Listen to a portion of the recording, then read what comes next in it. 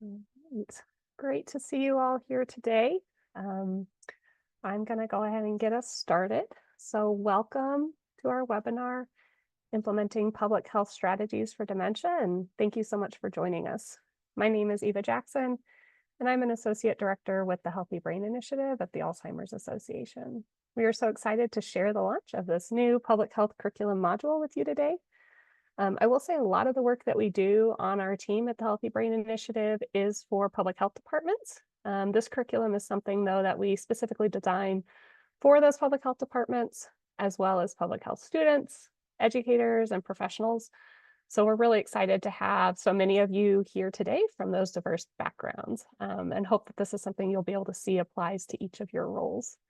So welcome. Before we get started, there are a few housekeeping items that I do want to mention. So first, we are recording today's presentation. So we will be able to share that with those who are unable to attend today. You will have access to that recording. Second, if you want to use closed captioning, you can enable it using the toolbar at the bottom of your screen. And since we will be recording and you do have closed captioning available, AI recording tools are not going to be allowed in the webinar today. And then third, if you have any questions during today's presentation, do please put them in the Q&A box, and our speakers or someone from our team will respond. We will hopefully have some time at the end to respond to those questions as well. So just drop them in there as you have them, and we'll do our best to answer them. All right, let's get started. So today we're going to be talking about our new public health curriculum module, Implementing Public Health Strategies for Dementia. I'm going to share a little bit of background on the Healthy Brain Initiative and the work we do, and then the development of our broader public health curriculum. And then we're going to hear from three amazing speakers who are going to share their unique perspective and work around dementia as a public health priority. So first, we will hear from Shelby Roberts, who is the Senior Director of Public Health at the Alzheimer's Association. Second, we'll hear from Gwen Sims, who is the Community Health and Wellness Division Manager at Fort Bend County Health and Human Services. And then third, we'll hear from Christy Russell, who works in the Alzheimer's Disease and Related Dementias program at the Utah Department of Health and Human Services. And then I'll do a demo of the new Implementing Public Health Strategies for Dementia module to share how you can use this curriculum in your setting so you can see a bit of what it's like. I really encourage you to go check it out. I'd also like to acknowledge the cooperative agreements with CDC that help develop the work of this module and that allow myself and Shelby to be here today. And just note that the thoughts and opinions expressed today are solely those of the speakers themselves. And then as mentioned earlier, we will be recording the webinar and it will be shared with all the registrants. So any personal recording of the webinar or use of those AI assistants to record it is not allowed.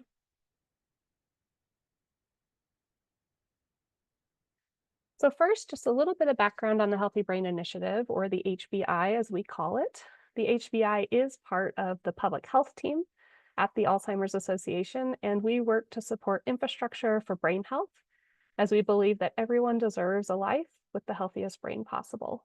So we do this by supporting public health departments and tribal health organizations through the Roadmap series, which we will spend time looking at today, the Roadmap Strategist program, the brand new Roadmap Champions program, the Data for Action program, and then we also develop and share this public health curriculum in addition to supporting other public health work done at the Alzheimer's Association and with our partners. We do a whole range of things. Really encourage you to reach out if you have any questions about any of those projects. So you can see here, it's a lot of text, but it's a little bit of the journey that we've been on with our public health curriculum. Development of the public health curriculum came from the work that was done in the original HBI roadmaps and in partnership with the Rollins School of Public Health at Emory University. So from 2015 to 2020, our public health curriculum was designed really to be used by faculty in classrooms with PDFs, PowerPoints, and then recorded presentations that people could watch. But due to the demand from the current public health workforce, in addition to students and faculty, and just the changing nature of online learning, we updated the curriculum in 2023 into this interactive online self-paced learning module format. So in 2023, we celebrated the launch of these new online interactive modules, starting with one on health equity and dementia, followed by the launch of a module on public health and dementia caregiving a few months later. In 2024, we launched the module titled Part 1, Understanding the Public Health Impact of Dementia. And this module really completed the update to all of the original curriculum pieces. So we took down the old stuff, and now we just have all this great new tools online for you. So this Part 1 module serves as a great introduction or kind of a level setter for people who are new to the overlap of dementia and public health. And we really go into depth on why dementia is a public health issue, how public health can act across the lifespan of brain health. And if you've not already taken Part 1, I highly, highly recommend doing so once this webinar is over. And then in 2025, this will be the first of the 3 modules that are scheduled to be released. So this module is called Part 2, Implementing Public Health Strategies for Dementia, and it really builds off the material in Part 1 and uses the HBI roadmap for state and local health as a guide for action. So the module walks learners through how they can use the guidebook to act on dementia in their own community. So with that, I'm going to now turn it over to Shelby to share more about the roadmap before we hear from our other speakers about how the roadmap is used in their work and the role that the curriculum plays. As a Senior Director of Public Health at the Alzheimer's Association, Shelby led the development and implementation of the HBI roadmap that provides the framework for this Part 2 curriculum module. So she's going to share a bit about the roadmap and how the curriculum and the roadmap work together. Welcome, Shelby. Thanks, Eva. Thank you all for being here.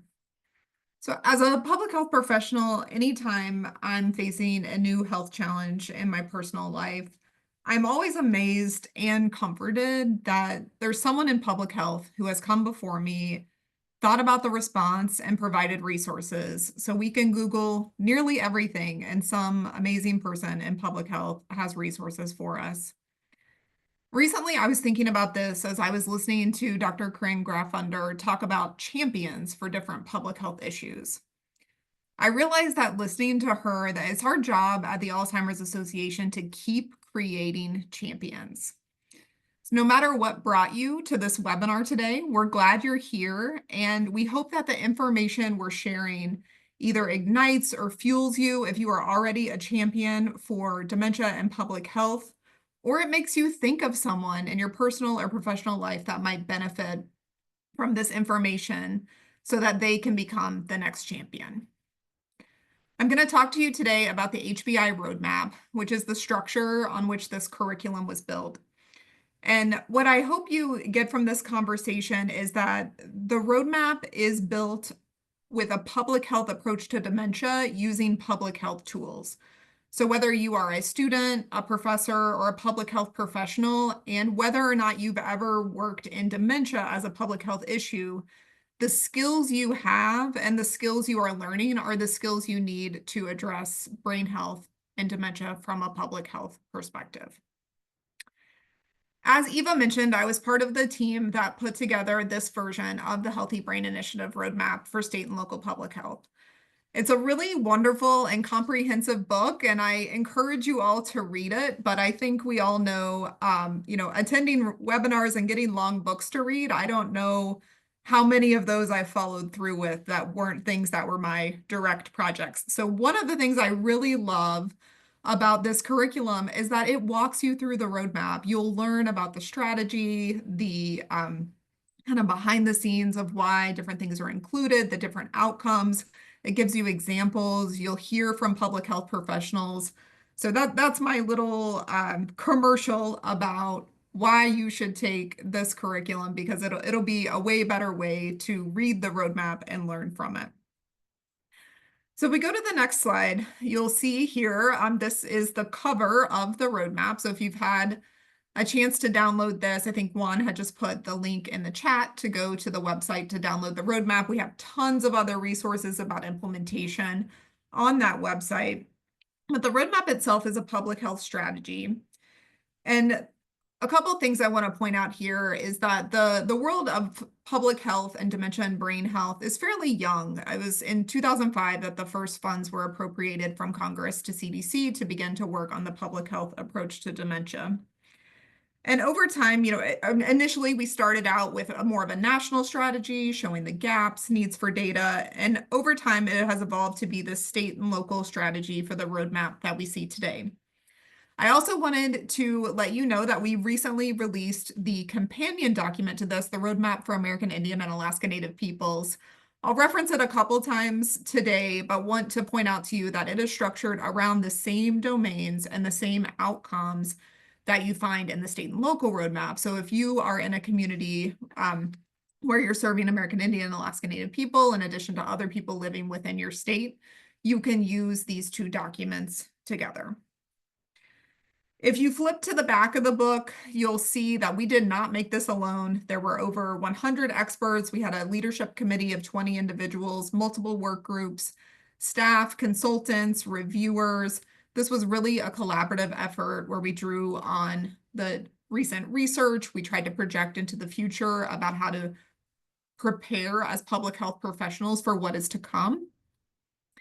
And we took over 18 months to develop this. So I say all that to just point out to you that, there really is a lot of thought into the strategy that went into making this document and the ones that came before it. And it's really hard to believe we're coming up on the 2-year anniversary of its release this summer.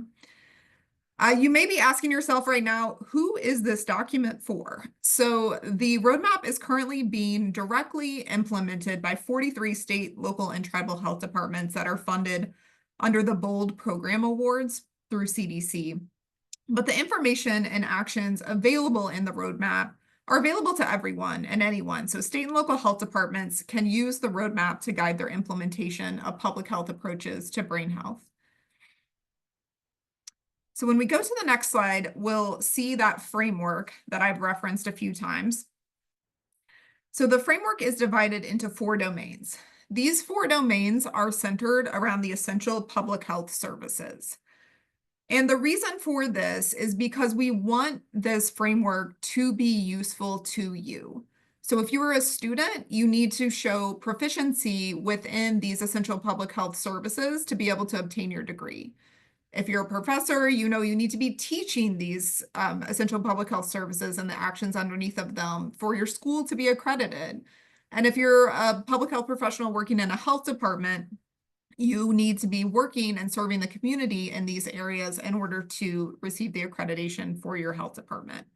So the framework here is structured in a way that it can fit into what is already going on. So it's less of, we hope you use our framework, and more that we hope this framework allows you to incorporate dementia and brain health into your existing public health programs.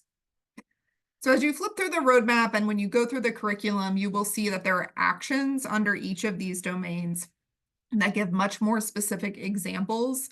And then, of course, text within the roadmap and within the curriculum that tell you the why behind the importance of these. But why should we take a public health approach to dementia? Today, we know much more about the trajectory of dementia and Alzheimer's disease, ways to reduce risk, opportunities for early detection and diagnosis, and even more about safety and quality of care for people living with dementia and their caregivers. So there's opportunity to both reduce risk and reduce morbidity associated with dementia whenever we use a public health approach. So whenever we look at what we call this the wheel often, so you'll hear us say that as we talk about the framework. When we look at the wheel, we can see categories that are hopefully very familiar to you. Again, we know that we need to be working within community, and that's where we see the educate and engage the public domain. We know that we can't do this alone. That's where we start to strengthen our partnerships and policies, and there's actions within the roadmap about how to do that. We know we need data to show the evidence behind what we're doing. And then lastly, we need to build this diverse and skilled workforce, and that's the one that we're going to go into a little bit more detail on today. So on the next slide, you'll see the outcomes that are associated with each of these domains within the roadmap. And again, I want to point out that these are the same outcomes that are in the roadmap for American Indian and Alaska Native people. So when we look at them, you will see and perhaps notice that what I said earlier, that we're still young in this public health approach to dementia, because if you scan across all of these outcomes, you'll notice a lot of them are about raising awareness. So I often tell the story or ask people to think about their mother or their grandmother and how often people in the 60s and 70s used to talk about breast cancer. And the answer is really people didn't talk about it. And if we think about now how, as public health professionals, we've really helped accelerate that conversation as we learned about ways to reduce risk, as we had opportunities for early detection, and as we had more treatment options for people living with breast cancer and their caregivers. Now we're at a place where I know personally, if I were to tell my own grandmother that there were football players talking about breast cancer on the field at NFL games on Sunday, she would be shocked if I were able to tell her that. And I would guess many of you may feel the same, or that your relatives would feel the same. So think of that when you think about where we are with dementia and some of the stigma around talking about dementia and Alzheimer's disease right now, that there's a lot we can do. And we as public health professionals, as we increase awareness with our policymakers and our partners, as we increase awareness about the data available, as we increase our own skills and knowledge as public health professionals, and as we increase awareness within the public, we are helping to make that conversation easier. So when we go to the next slide, I'll dive just a little bit more into the workforce slide with some really exciting news, which is if you take this curriculum or any of the wonderful curriculums that are available that Eva just showed you, you're already doing an action in the roadmap. So congratulations, you have one action done. And if you were a health department listening today who is working to actively implement the roadmap within your health department, by spreading awareness about this curriculum, and you'll hear that from some of our next speakers coming up, you're helping to do this action W2, which is to train the current and future public health professionals about all of the different aspects of brain health and dementia. So you see up here the build a diverse and skilled workforce, like I talked about earlier, but you have up here the two icons. So I wanted in my closing to just bring back again to the roadmap for American Indian and Alaska Native peoples. One of the things we did with that roadmap was to adapt the icons. So the domains are the same, but whenever we had talked with people in different tribal communities, they had said that the icons for the state and local roadmap didn't really resonate. And so we worked to find some new icons that would. And this was one of my favorite parts of the project. And Eva knows that this icon for the workforce domain is my favorite one. So I couldn't leave you all today without sharing that story with you, since this webinar is about you, the public health workforce. So when we set out to find what would be the right icon for the workforce, we looked at different meanings of different elements of nature within tribes across the country. And the cedar tree kept coming out as something that was really meaningful to a lot of different tribes. But what I love is the description here, which says, the cedar tree icon represents protection and healing. The many uses of the tree call to mind the roles of the different members of the workforce. So whether that role for you is the champion, or whether it's to find the next champion, or whether it is to support people as they learn more about brain health and dementia, I love this image of all of us functioning together as a forest of cedar trees, each doing our own specific role to improve brain health within our communities. So Eva, I will turn it back to you, and I can't wait to hear the stories from our next two speakers. Thank you. Yeah, thank you so much, Shelby. Always exciting to hear you talk about this work and how it really relates to all of the work that we do as public health professionals. So thank you.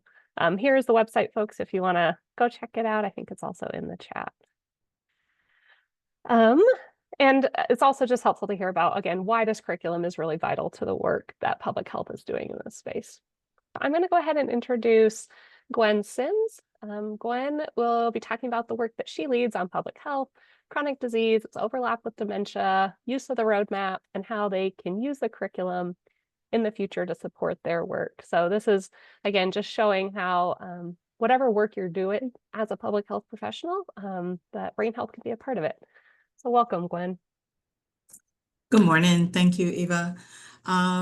So just so you all know, I'm having some technical difficulty. You may not be able to see me, but you will hear me. Next slide. So hello, everyone. Again, I'm Gwen Sims. My role here at Fort Bend County Health and Human Services is Division Manager for Community Health and Wellness. Fort Bend County Health and Human Services is the public health department for Fort Bend County, Texas.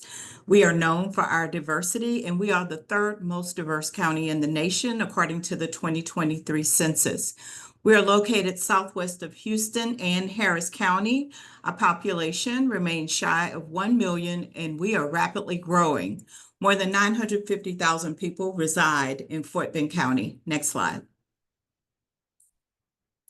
Today, I'm going to share with you about the health of Fort Bend County, our Community Health and Wellness Division, and the great work departments at Health and Human Services are doing, as well as the integration of the Healthy Brain Initiative roadmap into our existing work. Next slide.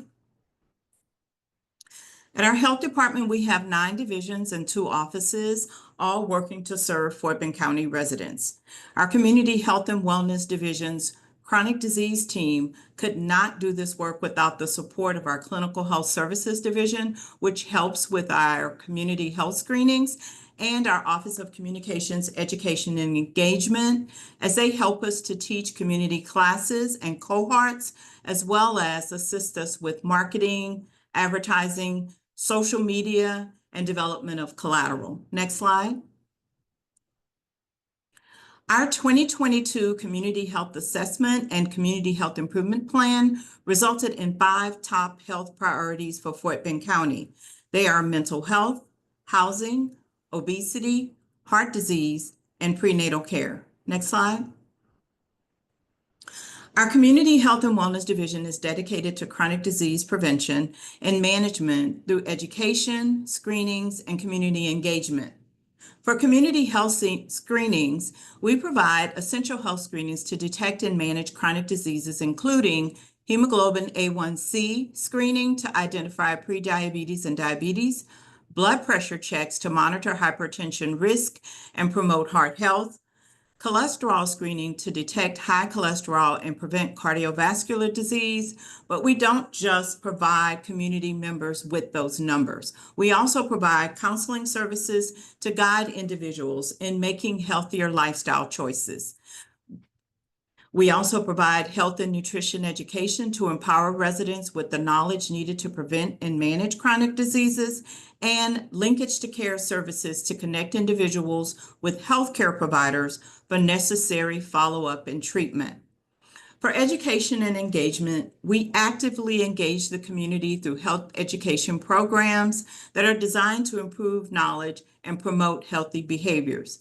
Health education lesson plans are developed to provide structured learning on various health topics.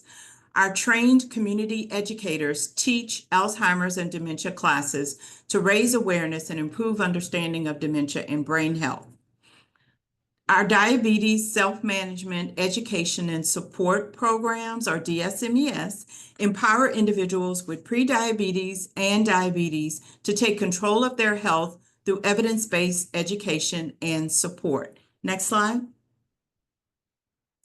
Collaboration is key to tackling chronic disease. Fort Bend County Health and Human Services partners with healthcare providers, community organizations, and nonprofits to strengthen prevention efforts and improve access to care. These partnerships enhance outreach, education, and intervention programs that address chronic diseases that are impacting our community. We are integrating the Healthy Brain Initiative roadmap into our public health efforts to address Alzheimer's disease and other dementias.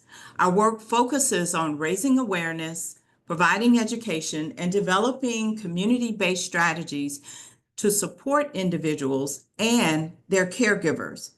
The initiative aligns with our broader chronic disease prevention efforts, ensuring a comprehensive approach to brain health. So how do these partnerships, how have they evolved, and what is the work? What are the work connections that have led us here to this point? For Institute of Spirituality and Health, they have a subgroup called Cities for Better Health Houston, and that is how we received the training to present the Diabetes Self-Management Education and Support, or in short, we have a lot of acronyms in public health, DSMES curriculum, which addresses diabetes and their heart conditions like blood pressure and cardiovascular disease.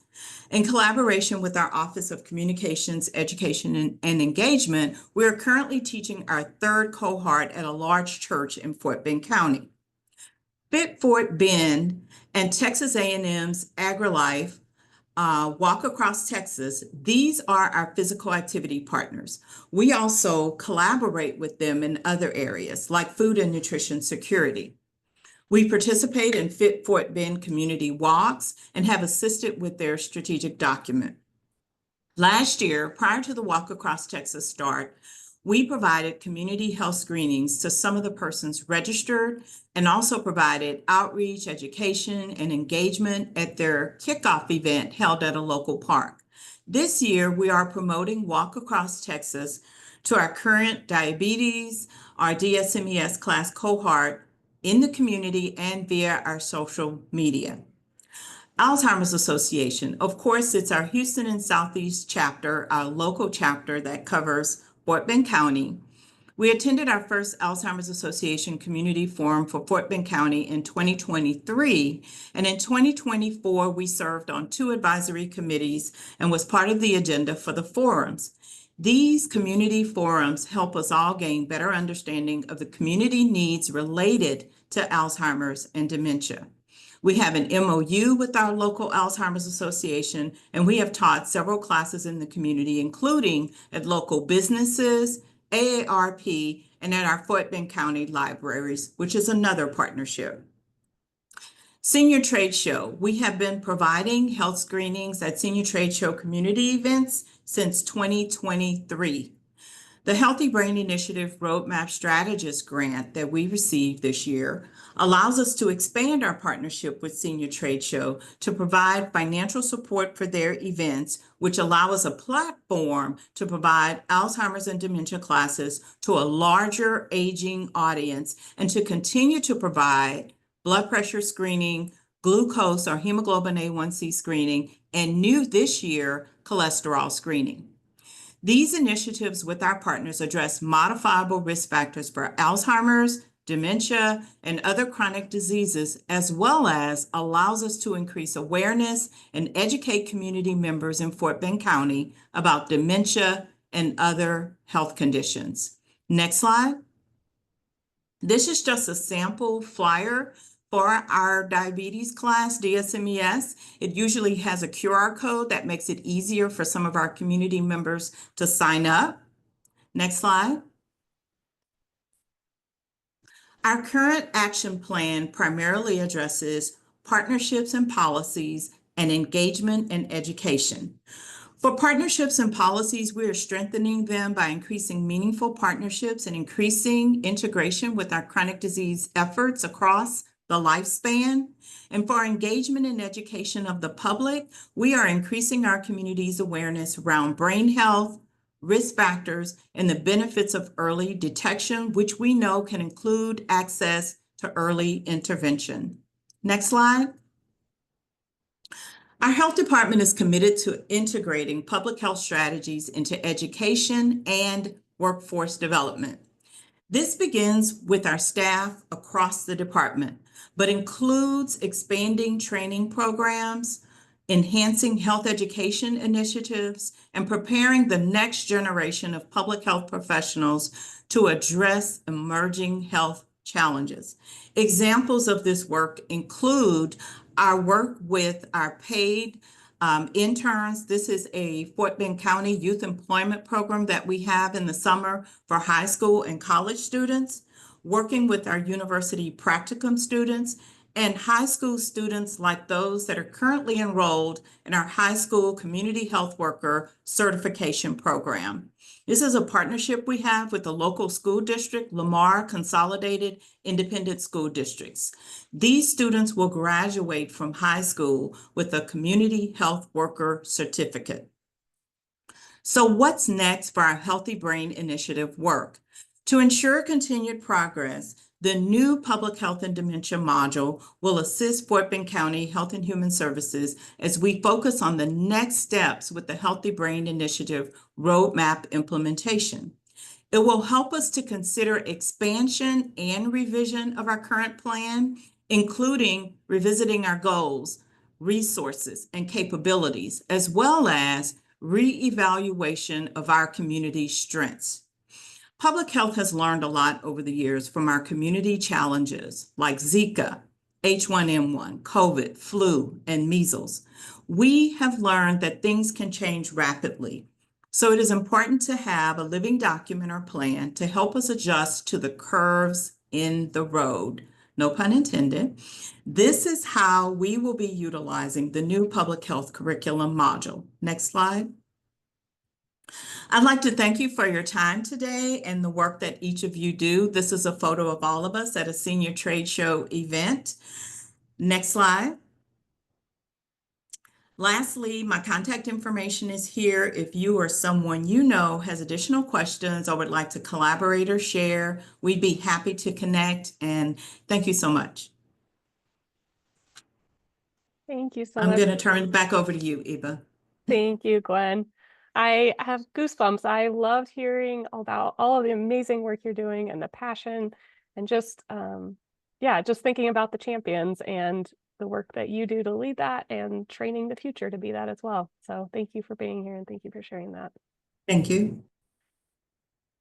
All right, so I'd like to now welcome Christy Russell, who's going to be sharing about the work she's leading as a champion on public health and dementia, and share about how they've used the public health curriculum. And so this may spark some ideas for you as well. So welcome, Christy.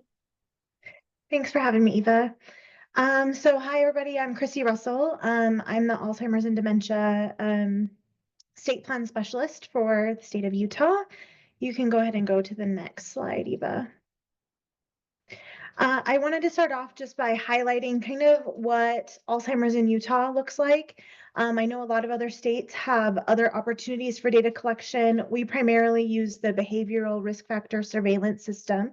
And so right now we know that about 38,000 folks have been diagnosed with Alzheimer's disease, but we don't have data for any of our other dementias. And that's about 10% of our adults 65 and older here. For many years, Alzheimer's disease was the fourth leading cause of death in Utah. It is currently the fourth, or it was always the fourth, and now it's the fifth. My apologies. COVID kind of knocked it down.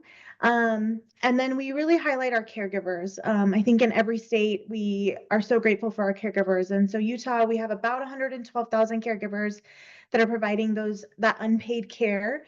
And we're very aware of what it can do to that person's health. And so at least 59% of our caregivers have one chronic health condition. About 11% have frequent poor physical health days. And then 34 to 35% say that they have some depression because of their caregiving duties. And so a lot of our efforts are not only targeted to help our folks with any type of dementia, but also our caregivers. Next slide, please. So this is just kind of a timeline of what the state's dementia efforts have looked like. So in 2011, our first task force for Alzheimer's and dementia was convened, and they published the very first state plan in 2012, which was fantastic. The legislature loved it. They were happy and fully supported it, but there was no funding that came at that time. So it just kind of went on a shelf, and when people had time, we worked on it. In 2015, the legislature gave us some funding to the Department of Health, and we were able to hire our first staff. And it also formed a statewide coordinating council, and I say statewide, but it was actually split into Northern Utah and Southern Utah at this point. And because of that funding, we were able to start working on the goals and objectives throughout the plan, which included sending letters to providers through our Division of Occupational Licensing. And we focused heavily on providing the mini cog and getting those brain screenings during the annual wellness visit. And we also provided resources for providers on why early detection and diagnosis is important. And those came directly from the head of our Department of Health. So we were really excited to have those. We started our first public awareness campaign in 2019, and we focused on telling individuals to ask their providers for their brain health check, whether with their annual wellness visit or not, and gave resources as to what that looks like. And we did see an increase in some billing codes for annual wellness visits, but because of the way we collect our data, we weren't able to show that those brain health screenings were being done. We're just assuming that they were. In 2021, our department had a really big shift, and two things happened. One, because of COVID, our coordinating council, the Northern and the Southern, merged. They went virtual because of COVID. And so we just decided, why not have one big council statewide, which really improved access to the resources. And each end of the state knew what we were doing rather than relying on me to relay it back and forth. It really increased our collaboration with each other, and partnerships kind of grew that route. But also with the merge of Health and Human Services, our dementia program was moved from the Department of Health, what was the Department of Health, into the Division of Aging and Adult Services. And this opened a lot of doors so that we could work with not only the area agencies on aging, but Adult Protective Services, Office of Public Guardian, and other programs that fell under Aging and Adult Services. So this allowed us to expand education classes statewide, resources statewide, and it kind of allowed us to have a network of agencies that we can push our information out. Rather than relying on independent partners, we now have hubs in each area of our state, which is really exciting. In 2022, our legislature graciously funded our first dementia, Alzheimer's and Dementia Research Center. It is housed at Utah State University, and this center promotes research to the community, and they actually have a research registry. So if you want to participate in local research, you can do that through them. But also they work with other colleges and universities across the state to fund startup research projects. And they're really encouraging research projects for caregivers and people living with dementia. We're seeing a lot of really great things come out of that. In 2023, we had our third edition of the state plan published, and we also launched our new website, which is dementia.utah.gov. And that website is geared towards everyone. So if you log onto that website, it instantly shows you some boxes. You can say I'm a caregiver, you can say I'm living with dementia, you can say I'm a professional. And when you go there, there's going to be resources. And the public health curriculum lives on our page for professionals, and we have had some great feedback on that. And then we also have, in collaboration with the Alzheimer's Association local Utah chapter, we started a rural and frontier public awareness campaign. So our initial public awareness campaign has continued to run, and we do our best to get that across the state. It's primarily digital and over the radio. The rural and frontier campaign has focused on billboards and mailers and things that are a little bit more tangible in our frontier areas. If you're not familiar with Utah, most of our area is rural and frontier. So what works in the more urban areas don't necessarily work in those areas, at least for us. Next slide, please. So this just kind of shows you what our current efforts are looking like. Within our state plan, we do have 5 priorities. We have a Dementia Aware Utah, which focuses on reducing stigma and bringing awareness to the resources. Our Dementia Competent Workforce focuses on all workforce, not just healthcare, not just public health. And we have really been pushing for getting our providers educated, but also how can we provide education to other areas and other professions? And the public health curriculum is part of that. Living well with dementia, focusing on that individual who is diagnosed, providing resources and also ways for them to get active into the community, supported and empowered caregivers. We are providing more resources. We're working with those area agencies on aging or the AAAs in reaching those caregivers. It's been really successful. And then again, our Expand Research, which focuses on that research center up at Utah State. Next slide, please. All right, so the public health curriculum here in Utah, I first want to highlight one of our AAAs, which is housed in Davis County Health Department. The Senior Services program, they were actually awarded as Healthy Brain Initiative strategists, which was really exciting. And they had all of their staff within the health department. They sent out an email and requested all of them to take the public health curriculum. And that was kind of fun because I heard about it on our end.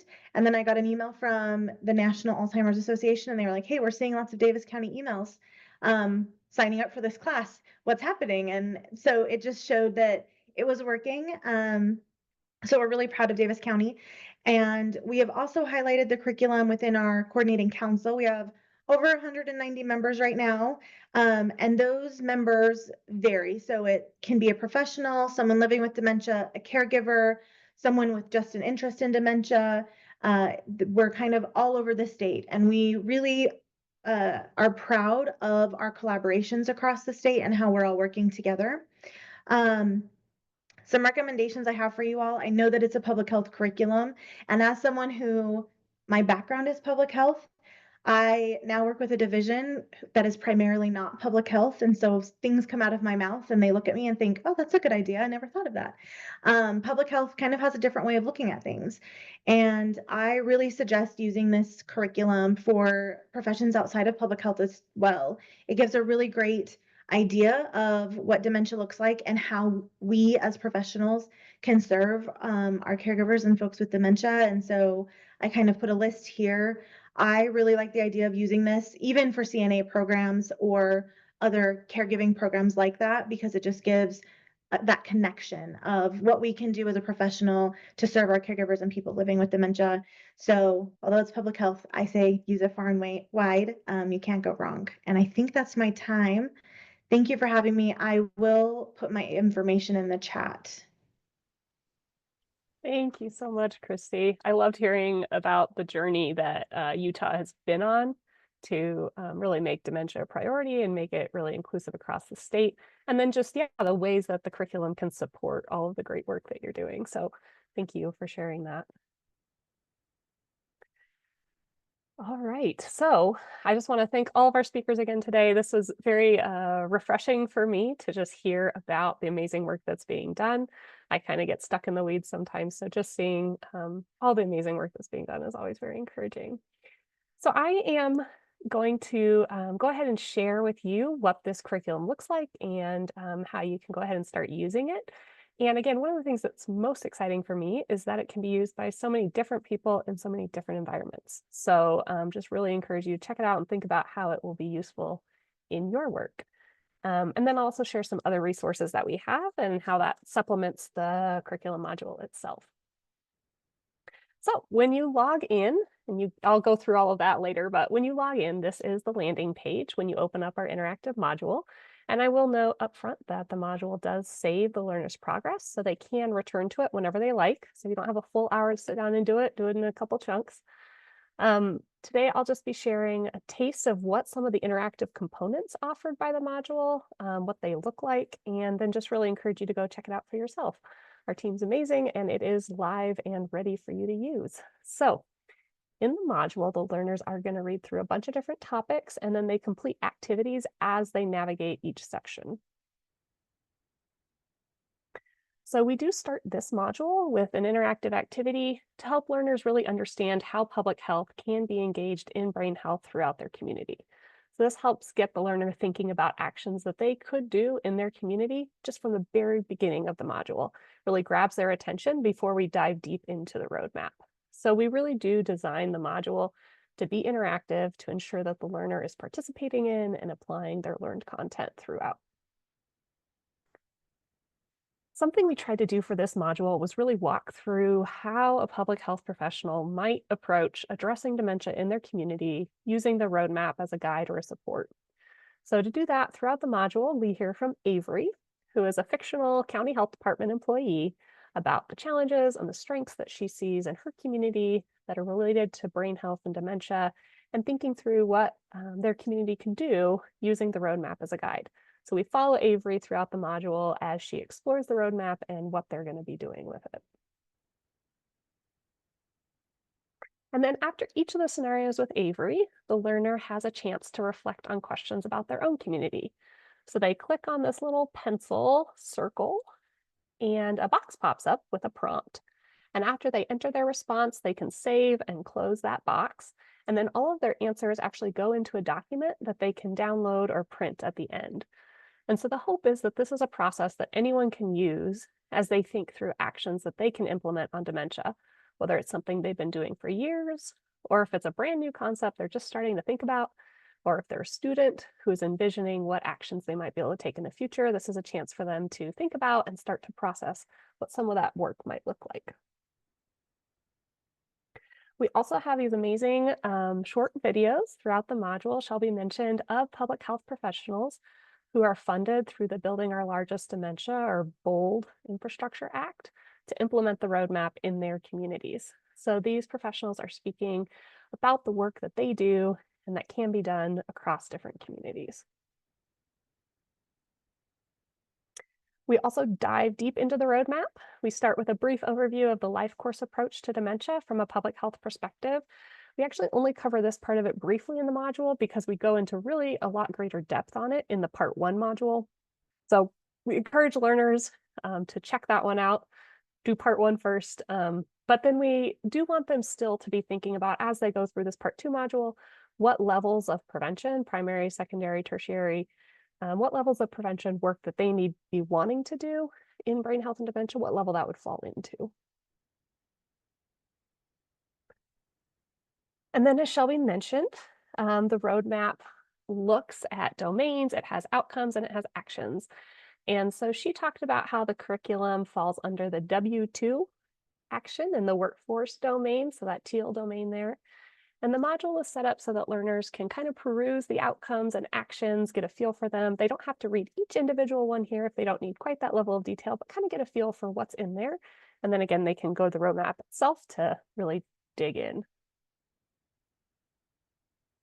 The module also explains how domains and actions align with those levels of prevention covered in the life course. So there's a grid here in the back of the roadmap as well, where learners can see how one individual action can fall across multiple levels of prevention, or it might be really focused on a single level of prevention. So a way for them to kind of see what they're interested in and where it lands. And again, the hope, the dream, the goal for this module was that learners would walk away with at minimum an idea and at most a start of an action plan for work they can start doing to address dementia in their communities. So the roadmap is really just a guidebook. And after walking learners through it and how they can use it, we end with a series of reflection questions to help them start building their own action plan. So similar to the questions that followed each of the scenarios with our fictional public health professional, Avery, here learners can click on the pencil buttons to open up each prompt, and then they enter their ideas, their thoughts, and then they save and close that box. And then when they get to the end, they're encouraged to download or print their document, which has all of their responses from throughout the module. So they can walk away with this with the start of an action plan that they can use for their work or in their classroom setting. And we know this is just the beginning of getting the work done. So we do end the module with next steps. So these have resources or other ideas for someone who's wanting to get involved in public health or dementia in their community. And then we also include a resources and readings tab where learners can look into continuing to engage with or apply what was learned in their module. So lots of great resources and a great introduction to the roadmap. So that's just kind of the overall look and feel of of the module. So I really hope it gives you a little bit of a taste, makes you want to go dive into it fully. You can go to our website, alz.org/public health curriculum. And I'm going to go through some of the resources that are available on our website, as well as how to log into the module. So one of the resources that we have that supplements the module is a one-page flyer, and it covers part 1 and part 2.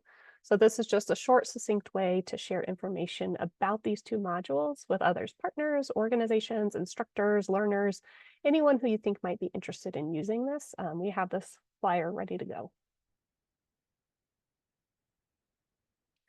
The next resource I'll highlight is the instructor guide. So if you are sharing them with university, like Christy suggested, different classes, really want to encourage you to share this instructor guide as well. It's really designed to complement the material learned in the interactive module. So the instructor guide has discussion questions, it has application-based learning activities, has sample test questions, video resources, graphic resources, other readings and resources. So really hoping that instructors can encourage their students to take the module and then go ahead and supplement that with all sorts of ready-to-go activities in their classroom setting. It's also helpful in a work setting as well. If you're doing this with a community or a group of people and you want to have some questions ready to go, they're there for you. You'll notice here I have a spot for the link to the webinar recording of today. So we are still here together. It's not live yet, but you will be able to find it on our website soon and access it anytime as well. And then just one other resource on our website, we have a one-page flyer that explains how to access and complete the curriculum. So this is designed so a professor or a health department leader can share this document to guide learners through the process of accessing the materials. I'm going to go through those steps now, so you will have seen them, but I did want to point it out just as a resource for you to have. All right, so when you're on our website, the first step to get to the module is to click Start the Module. And when you click it will take you to our learning management system. So you can also get here using that link, training.alz.org/public health. It's at the top of our page. I just find it easier to go through our website, which has all of our resources. So at the top, you're going to see a public health tab. And this is where our modules on health equity, dementia caregiving, the part 1 module I encourage you to look at, and then this new module where they all live. And then in order to access this and other education from the Alzheimer's Association, you do have to log in. It's a free account.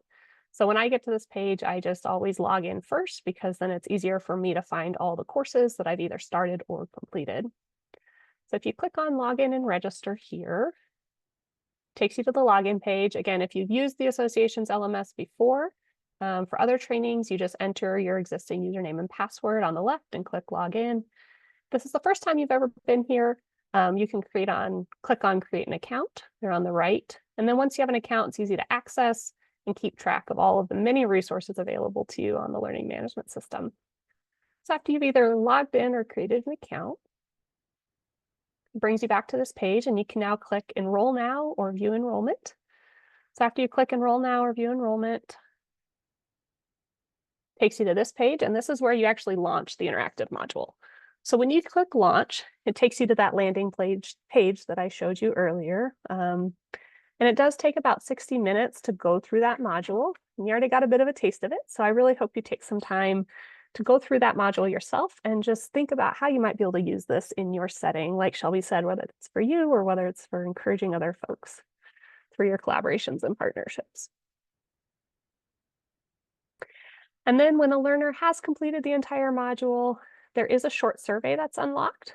And this survey is a user experience survey, but it does also ask about what was learned and how it will be applied moving forward. And as many of you know, we are also grant funded, so we really appreciate all the responses and feedback that we get through the completion of this survey. And after that survey is completed, there is a completion certificate that is unlocked. So if you click on that purple button there, you can print the completion certificate, and then you get a PDF with the learner's name and the completion date. And so this is something that learners can print or they can share with instructors that demonstrates completion of the module, since it is only available once the entire module and survey are completed. And then, as I mentioned before, just to help in your environments, we developed a step-by-step guide for learners to follow. So this is something that people can post or they can share to guide learners through all of those steps of logging in that we just took. And our goal really is that this is something that you can take and begin using as soon as you want to. It's ready to go, set up for you. It's something that learners can do individually, but it comes with all of these additional learning supports for classroom settings or workplace settings that supplement the online learning. So maybe it's an extra credit activity, or maybe it's something that's used for a new hire. Maybe it's something that's used across partnerships with different organizations and different professionals. Anyone that's really wanting to learn more in this space. So again, it's free, it's ready to use, and it's designed to support our current and our future professionals, and it's on our website. I mentioned this briefly in the beginning, but very excited, coming soon. We're actually going to have 2 more new modules. They're in development. We are working with the Bold Centers of Excellence on risk reduction and on early detection and diagnosis of dementia. So we are going to be releasing these later this year, and they're going to really round out our suite of modules that support the work of our 3 centers of excellence. So the other one is dementia caregiving, which is already online and available for you. And so if you want to know when these launch, or if you want to hear about any of our other excellent products and opportunities from the Healthy Brain Initiative, I encourage you to use this QR code now to sign up for our e-news. This is where all of our announcements go out, all of our opportunities. And this is where we'll be announcing the release of all of our other work and these next modules this next year. I think there might also be a link in the chat.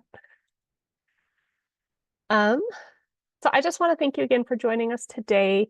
We are almost at time. We had so much great information from our speakers. So I just want to, I'll just go ahead and close it out. But if you have any other questions, we do encourage you to reach out to publichealth@alz.org.